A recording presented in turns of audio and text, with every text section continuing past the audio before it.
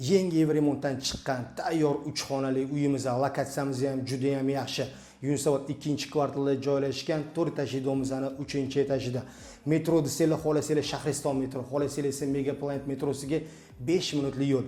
Domimiz ham yo'l yuzida ikkinchi domda joylashgan. Universal bozor Megaplanetga juda ham yaqin. Tayyor remont, tayyor kirib yashaysizlar. Hamma xonlarimizni alohida, umumiy maydonimiz esa 68 kvadrat metr.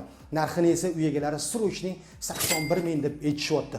Xo'p, kirishimizdan prixoshkamiz keng. Bu yoqqa bitta chiroyli qilib stroyniy shkaf qilsanglar, juda ham yaxshi bo'ladi. Sanuzellarimiz esa razdelniy, hamma joylarini kafil qilishgan. Bu esa mana hammomimizni ham dushovoy variantlar qilib juda ham yaxshi qo'yishgan.